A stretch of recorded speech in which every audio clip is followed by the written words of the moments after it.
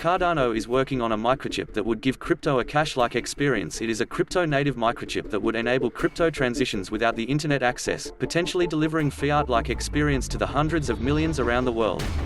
In a recent Cointelegraph interview, Charles Hoskinson elaborated on the crypto-native chip that IOHK is working at its blockchain lab at the University of Wyoming that may lead to many groundbreaking use cases, including a cash-like experience for cryptocurrency.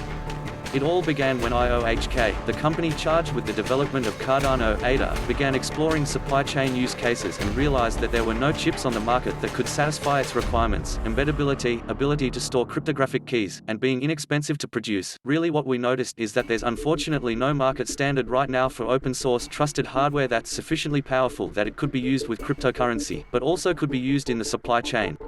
Hoskinson stressed that all the work being done on the chip will remain open source and will not only benefit Cardano alone, but rather the entire crypto community. The chip could be used in a variety of supply chain use cases, including the authentication and management of luxury goods.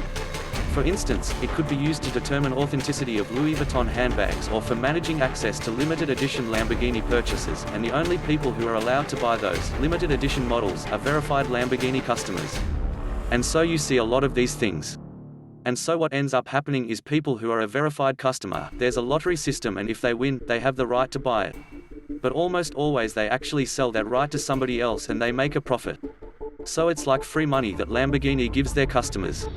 However, not all of the use cases for the chip involve prohibitively expensive items. Many involve agriculture and the developing world. One of the most far-reaching projects would involve, at first glance, a counterintuitive transformation from virtual currency to physical currency. You know, the whole point of Bitcoin was to go from cash to something that's like cash online. But what if you want to go in the opposite direction? What if you wanted to go from a native cryptocurrency to something that has a cash-like user experience? It's very difficult to do without a hardware component. Cardano believes that the developing world is one of the key markets for the future success of cryptocurrency.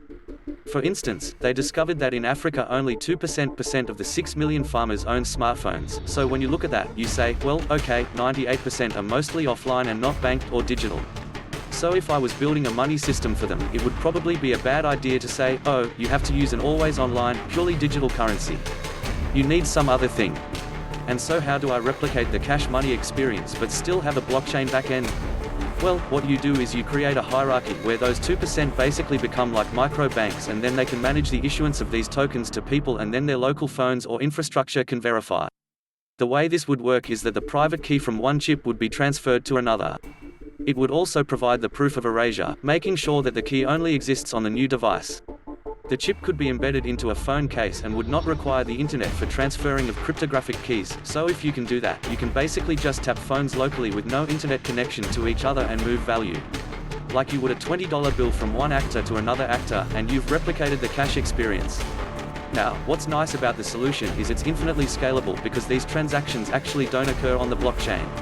So from the blockchain perspective, nothing has happened. This is a long-term project that will take years to perfect.